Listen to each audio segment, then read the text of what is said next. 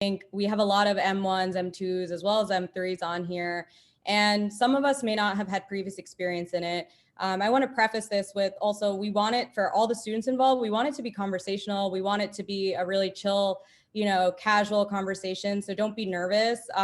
You guys can add your questions to the chat just because there's a lot of us on this call. So it may be difficult to make it so that people unmute themselves. So it's best if you add your questions to the chat, and then we are going to be keeping track of the questions. So I figured I'd start with a question. If you guys, can you just describe a typical workday as an emergency medicine doctor? Anyone can start. I think it's really quite variable. There is, and it also is not such a thing as a typical day, because you can kind of make your schedule what you want. You could be doing days, you could be doing nights. Oftentimes, because the emergency room needs to run 24/7, you will have to do your fair share of weekends and holidays. And in the hospitals where I work, even the more senior attendings take their fair share of weekends and holidays.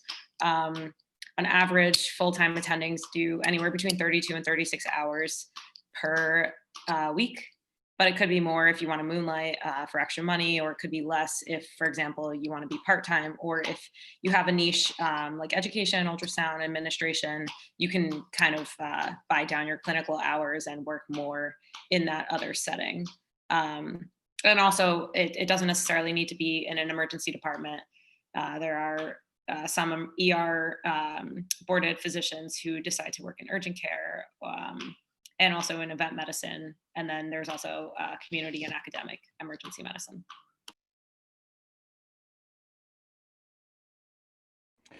Yeah, I'm not sure that I can characterize necessarily like a typical day, but I mean, I can say for our program, just kind of some typical things about how we work.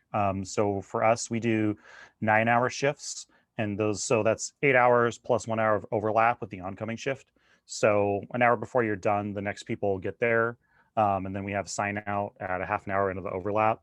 And our culture is that sign out is like hard sign out, like you go home at the end of your shift. So we don't tend to stay late for, I mean, unless you've really gotten behind in your notes or anything, but we also discourage people from doing that. But like a typical emergency medicine day, I mean, it's really hard because we see whoever walks in the door for whatever reason. And so at our center, that's a lot of penetrating trauma. That's a lot of really sick people that have very advanced problems from all of their like other disease processes that they don't normally have access to care for.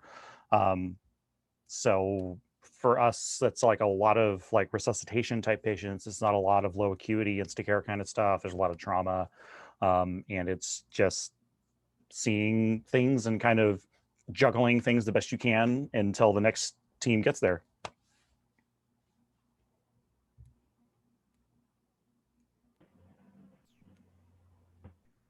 Yeah, I would agree everything that Stacy and Matt have said so far.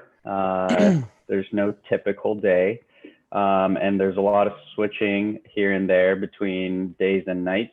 So for example, I'm switching from days to nights today. So yesterday I worked 3 p.m. to 12 a.m. and then tonight I work 11 p.m.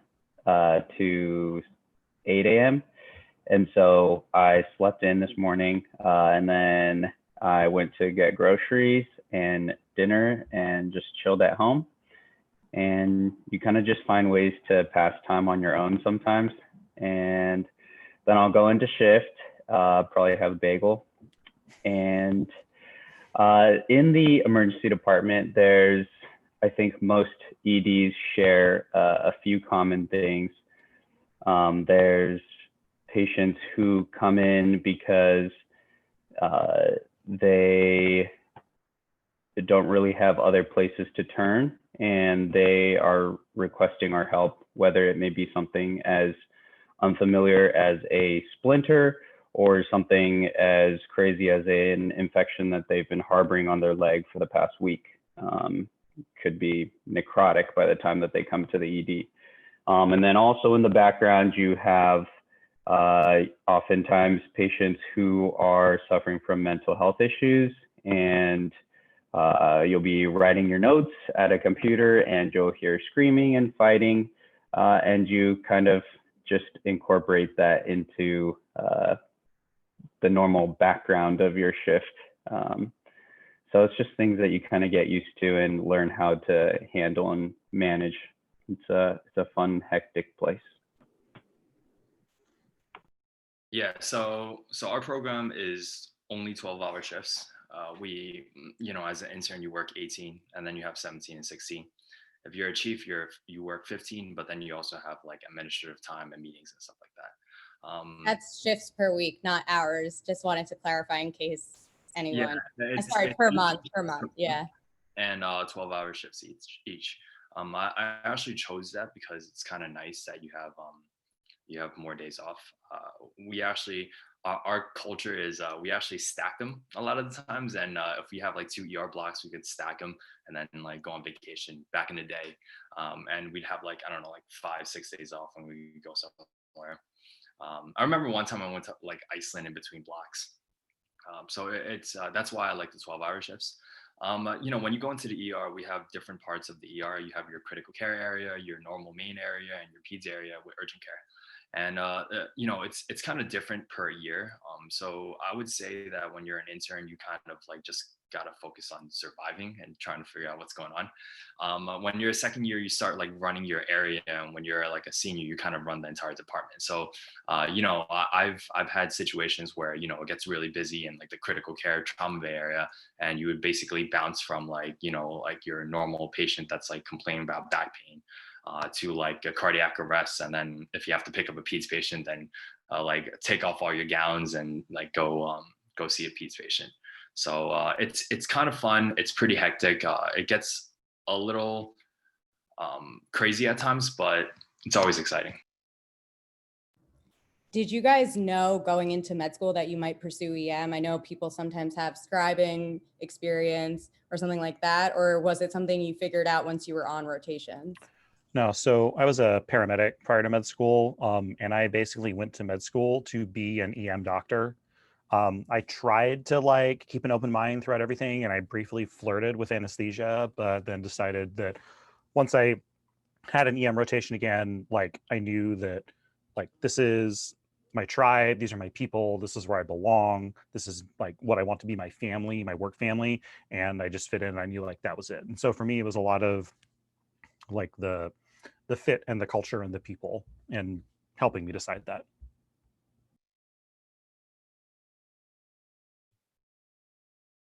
For me, I was deciding between surgery and emergency medicine. I was an EMT, just a basic, not a paramedic.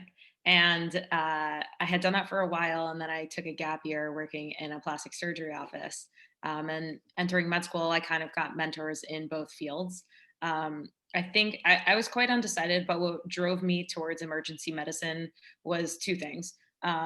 Number one, I spoke with some of my surgery mentors, and a few of them, especially the females, told me if you could pick something else that you think would make you equally happy, pick it, because the quality of life of surgery is not necessarily always going to be the greatest, even into attendinghood. But if it's definitely what you want to do, then you have to do it. The other thing that drove me towards emergency medicine was the people that I saw when I was doing my rotations. I just felt like I clicked the best with them. I felt like I could imagine myself there. And so it seemed like a natural fit. Yeah, I was also an EMT, and I just like the fast pace of it. I remember I was really between anesthesia and EM, and I basically kind of sat in the OR with the anesthesiologist, and I was like, yo, this is so boring. And then when I was like a third year, I was basically rotating through the ER, and I saw like my first resuscitation, and I was like, yo, this is crazy. And like, you just kind of walk out of that and you're like, hey, I did something really cool today. And that kind of feeling never really goes away, even until now. Like, I would come home from these like tough shifts, and I'm like, hey, I like kicked ass today. So that on top of the people that you work with, a lot of times you have really cool ancillary staff on top of your attendings. So your attendings are always going to be, pretty good, normal, like personable people. And your nurses are usually high energy, and they're always willing to help. So it's like a good culture because it's very team based because everything's so fast paced. So you really learn how to work with the team, and I really like that. I think it's awesome. I love Norman's point about teamwork because I think that's one huge thing about emergency medicine. My initial like interest in it was, I don't know, I think in college, I went to volunteer in emergency department and it was really quite boring. I'm sure a ton of you guys did something similar where you get to stock carts and turn over rooms. But I just wanted to see stuff. And unfortunately, it wasn't that great of a yield in college. But when med school came around, I still had EM in my mind, and I tried to keep an open mind as well, like Matt. And I think during third year, I actually really liked pediatrics, and that was my first rotation. Whoops. So kind of throughout the whole year, I was thinking pediatrics and measuring everything up to peds. And then when I did EM at the end of my third year, beginning of my fourth year, I still found it exciting. And I think what really drew me, and I'm sure a lot of the other people, to EM is just the breadth.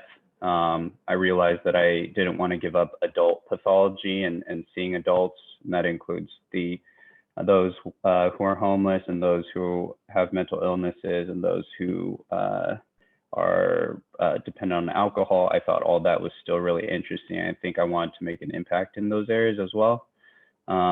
So I wanted to see everything. I wanted to have at least an approach to anything that happened, even if I was outside of the hospital. I felt like being like, I guess a doctor is like part of my identity now. So if something happens outside the hospital, I think emergency medicine sets you up well to help in any situation. Neha, you might be a good person to explain this because you're applying now. How are you able to figure out where you wanted to apply in terms of 3 or 4 year programs, community or academic, what region? How did you decide on that? Right. So ours is the year where a ways got snatched away from us. And so basically breaking that down in terms of applying 3 versus 4 year, I was told by a lot of just advice. I was given a lot of advice of that doesn't necessarily have to be the biggest factor unless like you're in a position where it really does matter. For some people, like it does matter that they start getting an attending salary a year earlier. Maybe they have kids or they have certain things they need to pay for. I'm not in that position. So it wasn't as big a factor for me of 3 versus 4. I think for me, I really valued location. I'm from the New York City area. So I knew that my primary base was going to be applying to like the majority of my programs are going to be around here. And otherwise just knowing that I wanted a city feel. So I kind of applied to like a couple of, like, I think like 2 other big cities, which was LA and Miami, of just knowing where you want to live rather, because that's what I hear a lot of advice, that it should be basically finding your fit, finding your tribe in terms of residence and where you want to be living, because you're not going to have all the time in the world for your own family and friends. Your work family really becomes the people you spend time around and the people you're going to go out with and all of that. And then as for the actual training part, coming from downstate, I knew that I wanted to have a very good trauma training. That's a big factor that's important to me. But for other people who are very interested in maybe producing papers and getting involved in EM related research, then they should start looking at like research heavy facilities. So I think all of those, they don't necessarily have to do with doing an away at that place. And then as for finding out if you like that place, programs have been getting really creative because they also were just dealt this hand and had to adjust. So their Instagram pages, and they've been having a lot of Zoom socials and ways to try to show you what their residents are like.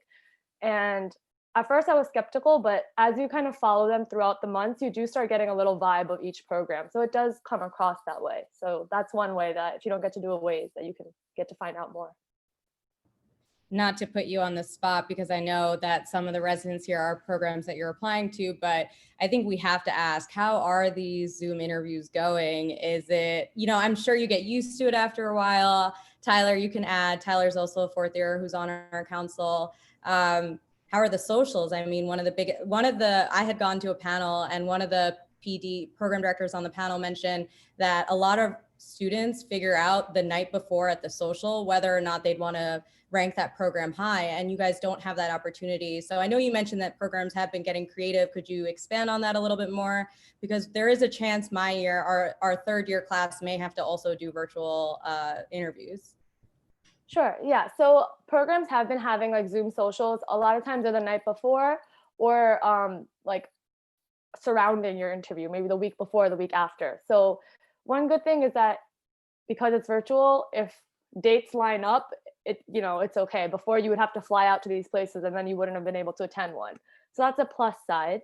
And they haven't been bad really. It's kind of, it depends on how they structure it, and that makes a big difference. I think it's been really helpful when they make breakout rooms, because you actually end up being in a breakout room with only 5 other applicants, 2 residents for 10 minutes. So you actually do get more of your questions answered and you get a vibe of them. As opposed to, I've been to some socials where it's all the residents and 30 applicants are all just staring at each other on a screen. And that's probably not the best way to do it. So it depends on what they're giving to you. And then everyone's kind of taking it with a grain of salt too, because it is a Zoom interview and everyone's dealing with this for the first time. So there's that. And then the Instagram pages of finding out if they're fun or not. I think a lot of EM Instagram pages show you all the stuff they do on their downtime. And so you get to see of how fun the people really are depending on what they're doing on their social life. Tyler, do you want to add? No, I think Neha hit the nail on the head, I think is the saying. I'm not sure, but it goes hand in hand with this question that was asked. So I just wanted to interject.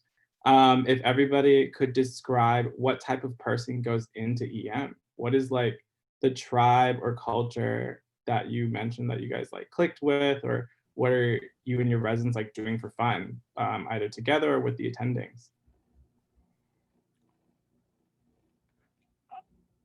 I don't know. I feel like we talked about the team aspect earlier, and for me, that's I think a huge part of it. And it's that one of the things that we excel at that I think other parts of the hospital often stress with is we have ad hoc teams. The team is whoever shows up, you figure it out really quickly, you take care of what's going on, and then the team disperses. And the team is only present, or it's only a thing in that moment. So, but other part of the hospitals, in surgery, they also have teams, but they're working with the same people consistently. And so when I'm running resuscitation, it's never going to be the exact same mix of nurses and techs and everyone that's involved. So that very quick building of collegiality and supporting each other, and it really appeals to me. And so I think because of that, most of the people that are in EM are, I don't want to say necessarily easy to deal with, but you can build a relationship with them very quickly. And so that's something that I found. And just sort of kind of other things, just I feel like people in EM also like to solve puzzles, because every patient that comes in is kind of a puzzle. They come in undifferentiated, and then you're kind of figuring that out from zero. But without having to go into a very, very deep level of detail like an internal medicine physician might. I worked with a when I was in CCU, I had a cardiology attending who, it was me, and we were rounding on the weekend. It was me and another EM intern and him, and we did rounds super fast compared to what they usually do. And he sat back at the end of rounds. He was like, "Man, I kind of like your EM attitude. It's I'm going to fix your shit and then get you out of here." So that was something also that kind of resonates with me. It's I don't really care about your statin or your hypertension. If that's a thing, I'm going to put it in your discharge note to make sure you talk about it with your PCP. But I think also people that are looking at, I don't want to say immediate gratification, but like we like to do things and see the effect in minutes to hours. This isn't, I'll see you in 2 weeks and see how your blood pressure is doing. And we may not necessarily highly value like longitudinal care. So if you really want to know how patients are doing over weeks and months, like EM may not be for you. That's not to say there aren't patients that there are definitely patients that I care for all the time. I saw and discharged the same patient 3 times in one shift recently, and I'm pretty sure that technically makes me his PCP now. But so those are some of the characteristics, I think.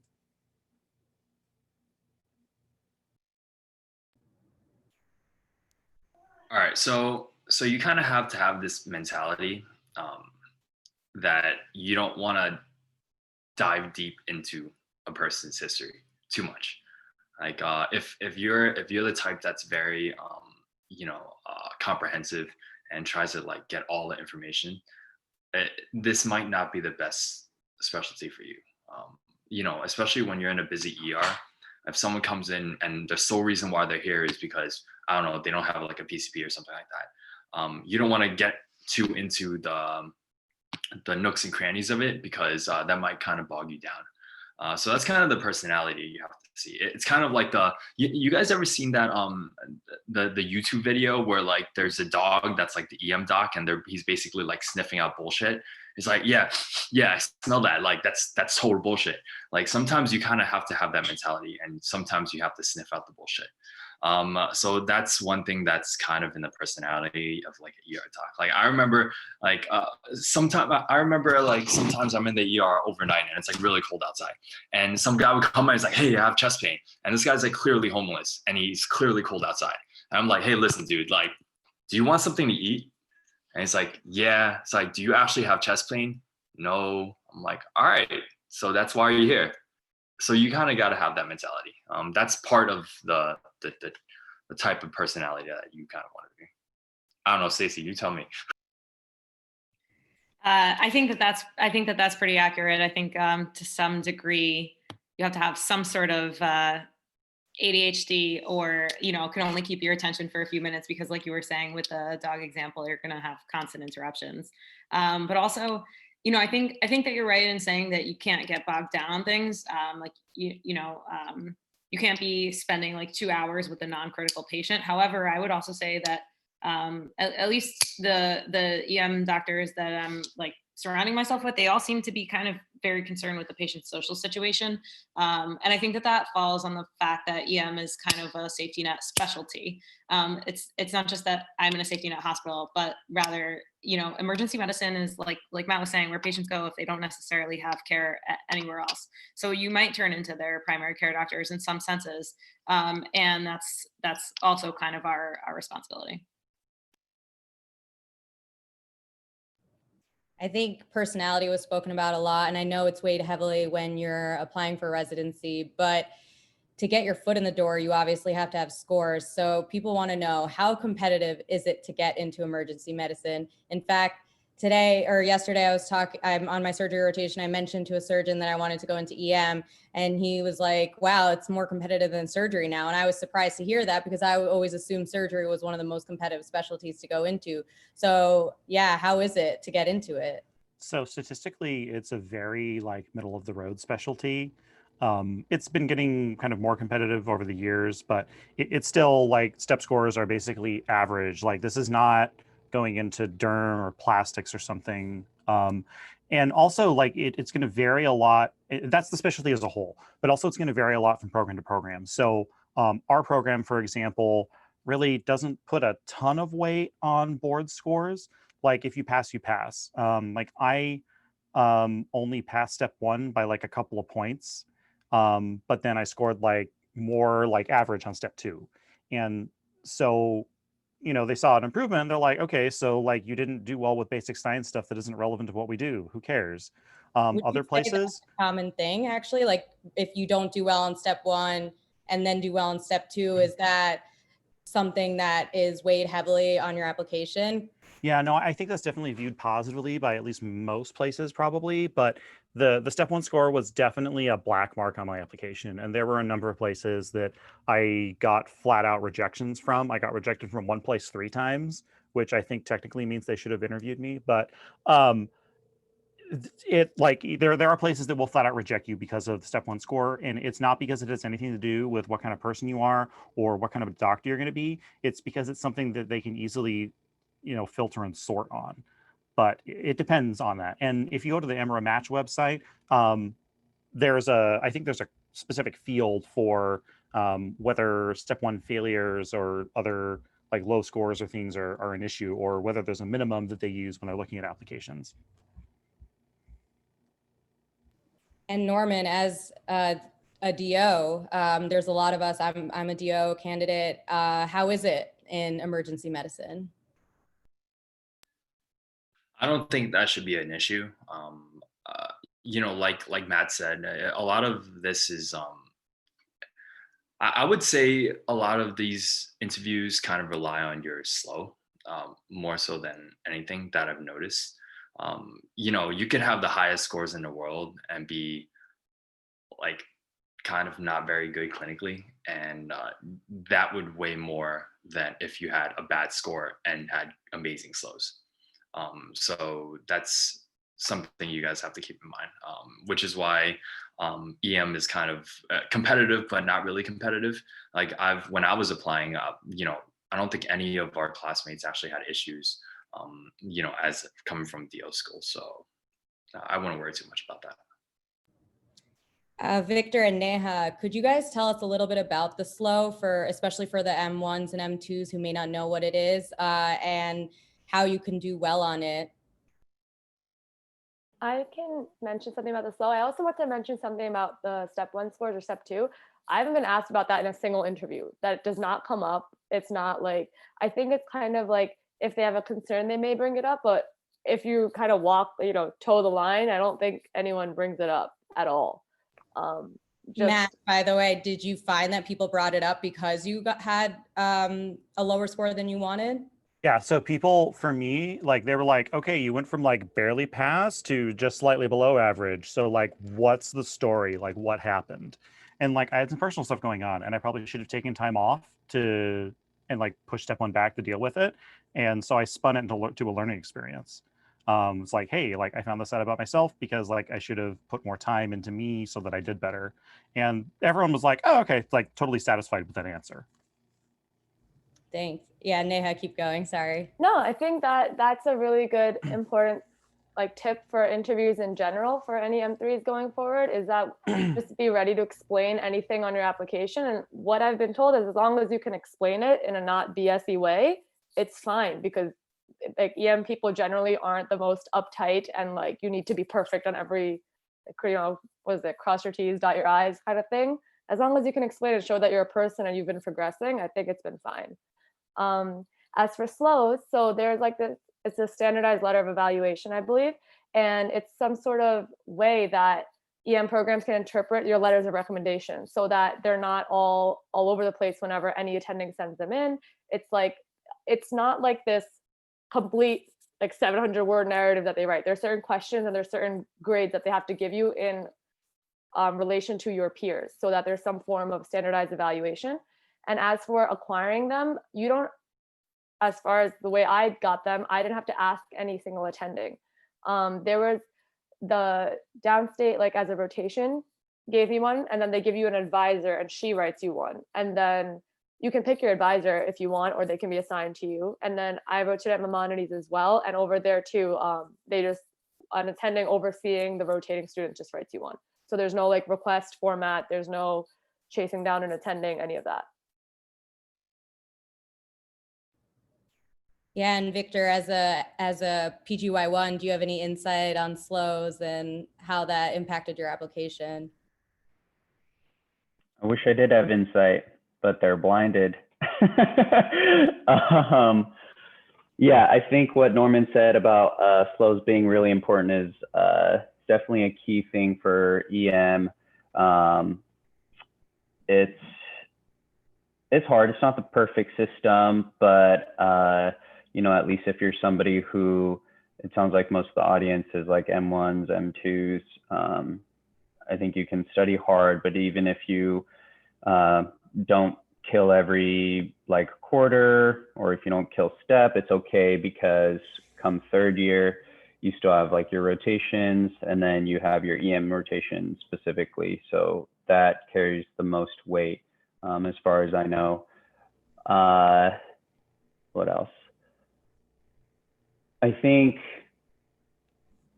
it's important to show that you're a team player. And I think, again, we've kind of touched on like teamwork is a big aspect of emergency medicine. And those are kind of things that you hope people see in you when you go rotate somewhere. You just show that you're a team player, you're willing to just like get down and do whatever's needed to take care of the patients. And in New York specifically, oftentimes because of understaffing, that will include things that you would traditionally consider like not part of your job, but to be a great team player, you do what's best for the patient. I can speak to the slows a little bit, because I'm involved with our interviews this year. So I'm interviewing candidates and I'm reviewing applications. So for us, the slow is important, and it's hard because we know that people aren't going to have as many this year, and they aren't doing away rotations and that sort of thing. So I think the weight of the slow in general right now is less than it has been in the past. And we are relying more on, I hate to use like a marketing term, but like holistic application review and kind of the whole person, because we know that you may have only had one rotation, and so you didn't have an opportunity to show improvement between your first and second rotation. And you, especially this year, like you may not have been working clinically for a very long time before you actually did an away rotation. And if you did an away rotation, maybe it was a quote unquote virtual rotation, because some places are doing that. So I think we're most interested in not just the ranking in the slow, where they tell us, not you, where they would rank you and sort of like where you are in the students that they see.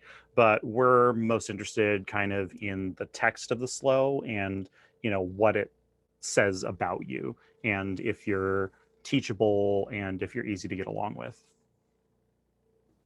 Neha, what was your experience like getting slows throughout this era as a M4 with COVID going on? Right. So the general slows were fine, as in you're assigned them basically, as I mentioned. But with COVID, Emma did, or one of the EM national people associations made an O slow, which was an off-service slow. So that was new, and I don't think that's ever been done before. So you guys should probably be aware about it, because it might be carried over for your cycles, which is basically they made a slow version for non-EM attendings. So the slow normally has like EM specific style questions, supposedly. I don't really ever see it.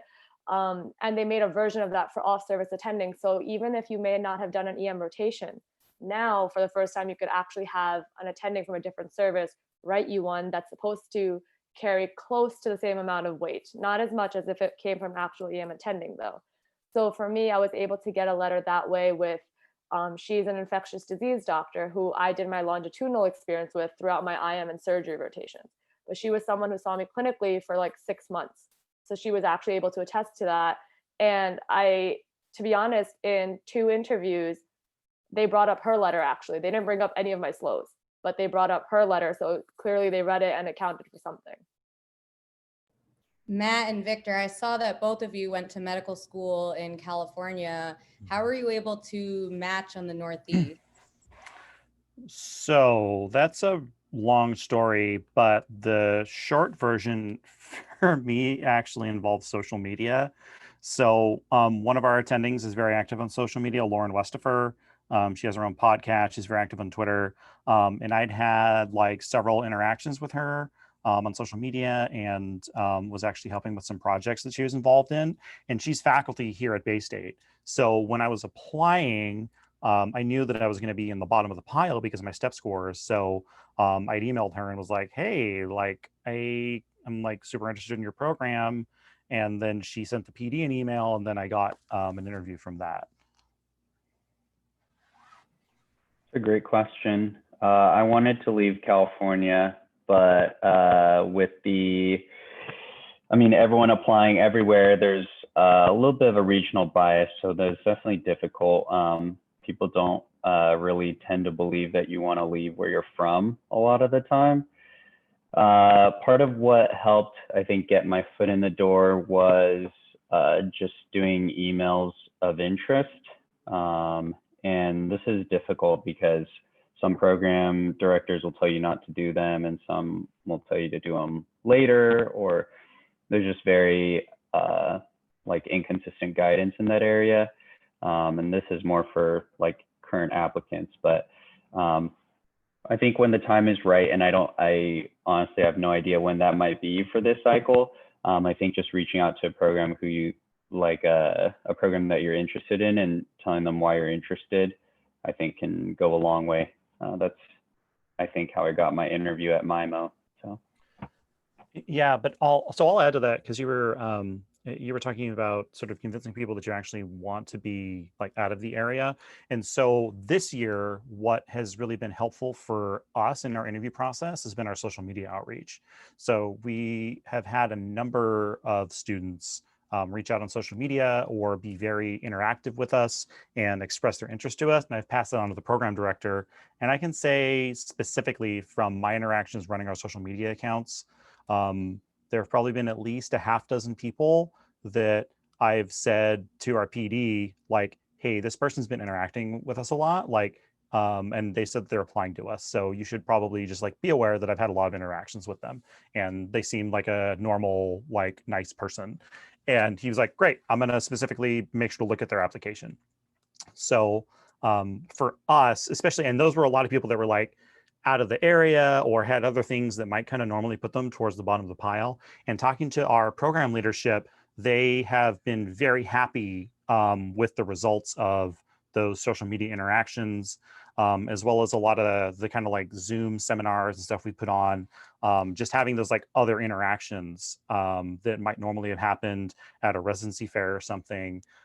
That's been very helpful for us for trying to, for people to get their foot in the door that really want to be here, but on paper, at first glance, it might not look that way. A lot of M1s and M2s are on this, and they want to know how they could make themselves competitive in the first 2 years of medical school, even before they're looking into taking step 1 and eventually step 2. Should they get involved with research? What would you recommend for them? I think it totally depends kind of like what your angle is. So I think this is important to define like what your brand is and what you think you're specifically offering as a resident, because being on the other side and helping with interviews and the discussions of how we're going to rank someone afterward, it's not just about what we have to offer this person, it's about what this person has to offer us.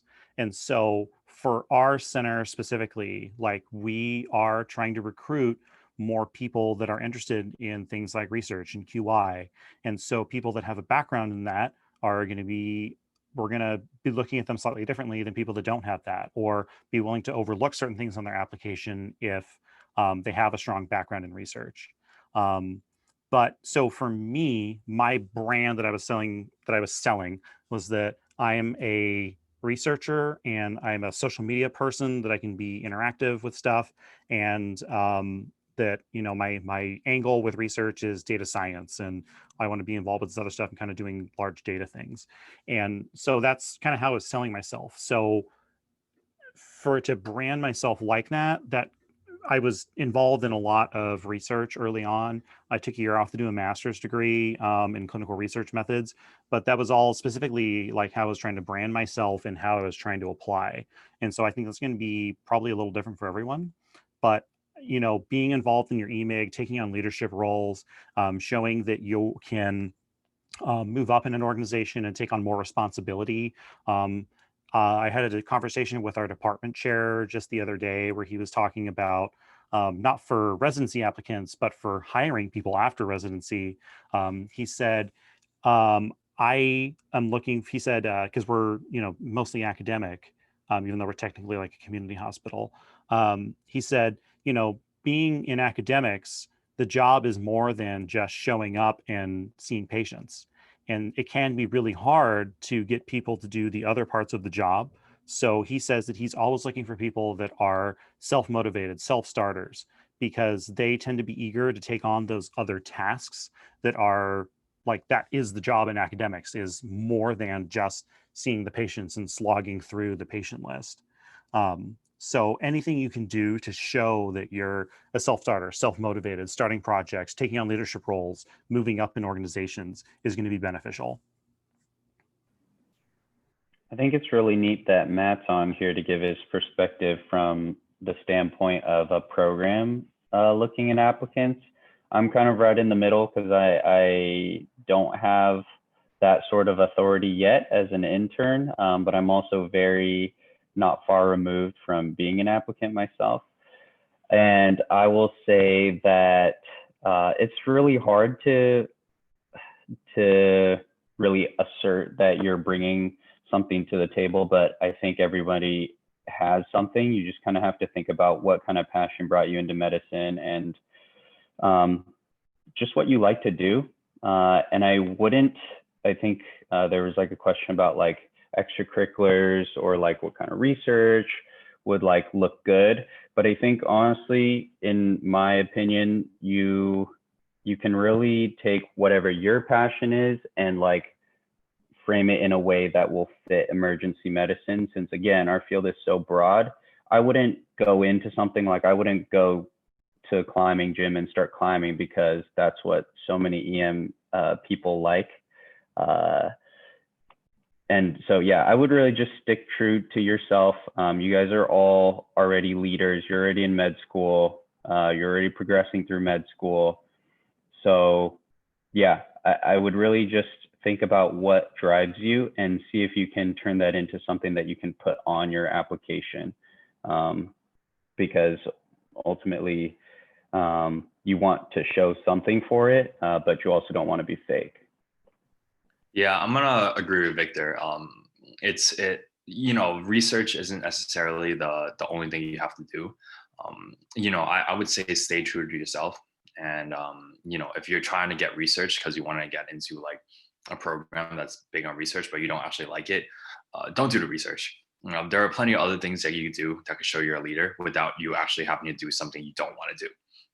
So this actually has to do with, interviewing for programs as well. I tell this to all the med students, if you're interviewing for a program and you're not yourself, then you're doing yourself a disservice. Because if you're interviewing for a program and you don't get along with these people and, you try to be someone else and you finally get into the program and you're like, wow, these people are so weird. But then you realize that you got into the program because you wanted to act like that. So basically what I'm trying to say is be yourself and do what you can to make yourself shine. Whether it be leadership activities, famous Instagram thing, I don't know, podcasting, you don't necessarily have to do, research. Yeah, no, I definitely have to agree with Norman there. It's like, don't do research just to do research. If you're interested in it, then do it. Like, pursue your passion, and I think the rest will follow. So someone mentioned that they're excited about community outreach. So if your school has a student-run free clinic or something else where you can be involved in the community, do that. And talking to like multiple, not just the PD at my program, but the PD at my home program now that I'm on the other side, and we've kind of had some interactions at conferences. They're both less concerned that your interactions and other stuff is like EM specific. They just want to see that whatever you're passionate about, that you can get involved in, you can take on more responsibility, you can move up in, and you can show progression. And then when they can be convinced that you're passionate about EM, they know that you're going to be able to progress and be a great doctor. Stacy, what are your thoughts on this? Like, how did you brand yourself? I really like what Victor said about just being true to yourself and getting involved because it's something that you want to be involved in. I will say, don't look at your peers. For example, if I was in Matt's Matt's med school class, I would say don't look at your peers and say, oh, Matt has 10 research studies, I really need to have at least 10 research studies or something like that. And do the same thing for example, community service or education things, job experience. Don't look at what other people are doing and say that you need to have that. No, that's not what you need. You need to do a few things that are true to yourself and true to what you want to represent. Don't do something just to put it on your CV, because people are going to ask you about it and they're going to be able to tell whether or not you're passionate about it. Also, if your CV has 5,000 things on it, how much time are you really spending on each of those? It's much more impactful if you have a few activities that you've actually made a difference in, and you can kind of show some sort of results. The other thing that I will say, and this kind of goes back to the slow letter of recommendation conversation we were having before, is that if there's somebody who's doing something really cool at your institution, or maybe even at another institution that you want to get involved in, just reach out to them, because oftentimes people are willing to have med students on their projects, and you can also form a lasting relationship with somebody who's doing some really cool work. Stacy and Norman, as senior residents, how is the job market for emergency medicine? Well, it's actually, this year is really difficult, I will say, because COVID has caused the ER volumes currently to be very down. Because I think a lot of people who would otherwise be coming to the emergency room are not coming in because they're worried about getting COVID in the hospital. And therefore, a lot of the hospitals aren't having as much income, the emergency departments, but also the entire hospital. You could think about all the surgery cases that were canceled, and all of the clinic appointments that they're not getting funded for because they have to do like spacing out of the clinics. So I think it's really hard right now. My class has 25 people. The people who are doing fellowships have all matched currently, which is somewhere around 8 or 9 people. But then the people who are looking for jobs are all kind of in the interview process, whereas in a normal year they might have a few offers at this time. So I think it's kind of a temporary thing. I don't think that it's going to stay like this. I think that the volume is going to go up when the public is less concerned and when the COVID rates go down. So it's a difficult time to answer that question. Yeah, I'm gonna have to agree with that. It isn't necessarily the easiest thing to get a job right now for a lot of people, and New York City is on basically a hiring freeze with some openings coming up. I mean, this is all in the beginning of the year, so hopefully, if everything goes well, there might be spots opening up. But right now we have a class of 10. Right now we have 4 people that have jobs. Later than usual, but I think it's getting a little better. Like I said, like Stacey said, it's a tough time. Fellowship positions are definitely easier, as are community sites. But if you're planning to stay in the New York area at this very moment, people have been branching out farther. But like I said, it's only temporary. It should be only temporary. It's crazy to hear that, because obviously you guys are every specialty is affected by COVID, but you guys are so affected by COVID. So to hear that you're having a hard time with jobs is crazy. Do you feel like, what are some potential downfalls of EM that you think students should know about? This job thing sounds like it's temporary, but beyond that. I think, it was mentioned before, but the interruptions, if you're the kind of person who really needs to be at your desk for, a certain amount of time uninterrupted, it might not be the specialty for you, or you might just need to work on your task switching skills. And also that the shifts are generally 8 to 12 hours. And sometimes if it's a busy shift, or if you're in the critical care area, you've got some critical patients, or you have some traumas, you may not necessarily have a break on those shifts. So, in certain circumstances, you can arrange it if you have some reason that you need to take a break. But in some circumstances you might not. So in our residency, our residents often will take like a 15 to 30-minute break for lunch, but you should just expect that as an attending, that might not always be possible if the room is blowing up. So Oh yeah. So basically, some downfalls that you have as an ER doc is, one, you're never really going to have a consistent schedule unless you're planning to do something, unless you find your own niche and you're like a program director, or like some sort of administration, or some sort of like core faculty of some sorts. You're going to have to get used to switching from days and nights. And that's something that we're all gonna have to basically get used to as an ER doc. I basically think about it this way. So every specialty has like a cookie, like a bread and butter, right? If you figure out the bread and butter of your specialty, you have to find out what the bad part of is for every specialty. For EM, like I said, it's task switching, like Stacey said. It's shift switching and task switching. So this can be actually kind of tough if you have really sick patients, because it can really take a mental toll. Sometimes you might have like like I said before, you're going to have like a cardiac arrest, and then, you're going to take off your gloves, put it in the trash, and you're going to have to go see the next patient and pretend like it never happened. There are going to be days that it's going to be like that. And that's one thing that it's going to take it's going to take time to get used to. The other thing, like I said, is the schedule switch.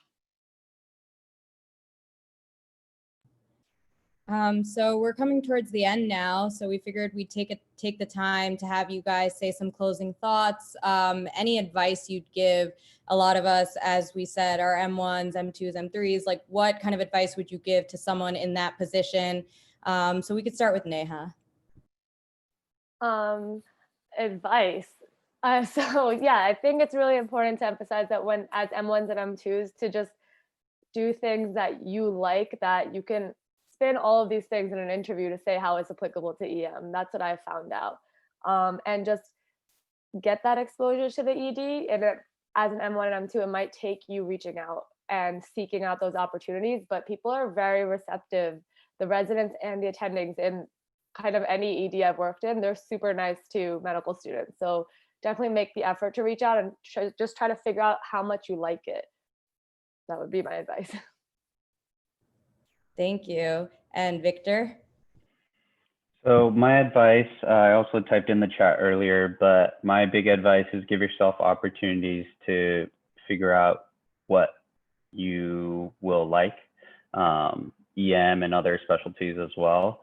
I think if you get to shadow more and you talk to people more, do things like this where you can hear other people's perspectives, I think it'll really help you when you hear something that really resonates with you, or if you, let's say, shadow a different specialty and you find that you really like it or you really don't like it, that's going to help you narrow things down.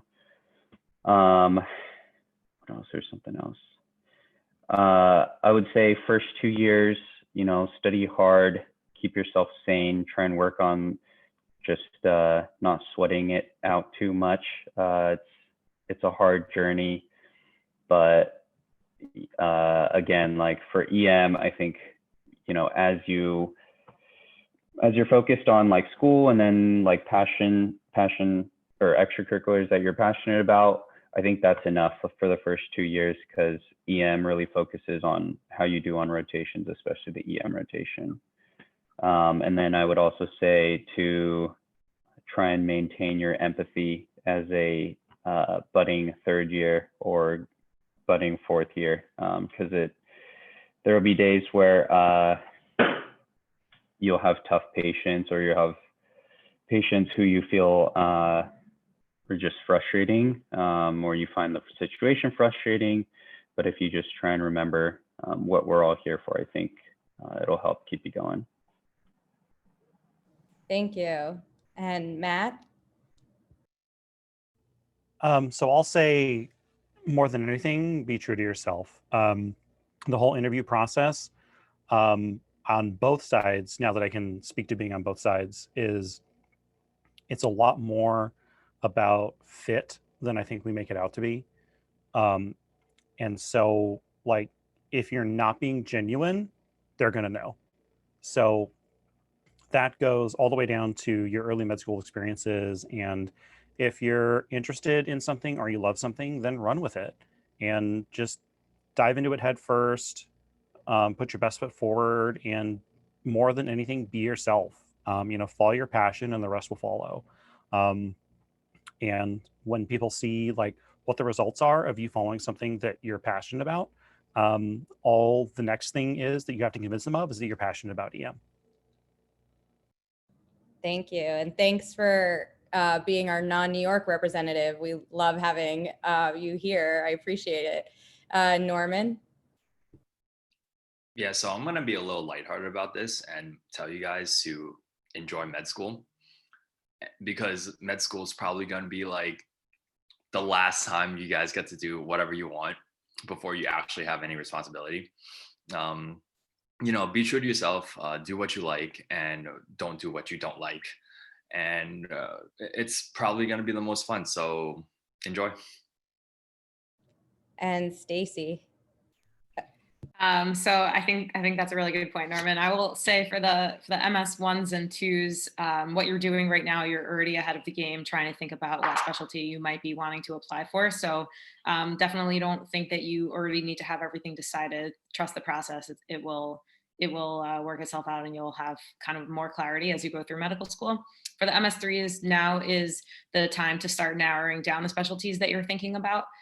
So speak to other people, figure out your priority list, figure out what's important to you and where you might be able to find that. And if you're not sure, talk to other people and try to suss that out. And for the MS4s, and I think there's a handful of you on here, just trust the match process. Whatever is meant to be will be. Thank you guys again for all being here. We really appreciate it. And yeah, we're so grateful to have your experiences and have you talk about them, as well as you, Neha. Thank you for being our 4th year on our panel. It was so great hearing your perspective, and good luck with the interview season. We really appreciate you being here. So it was great having you guys, and hopefully we'll have another panel at some point. Again, you can reach out if the residents want to maybe add their emails or contact information, if students want to reach out to them. And you also have our email if you want to email us with questions or for information.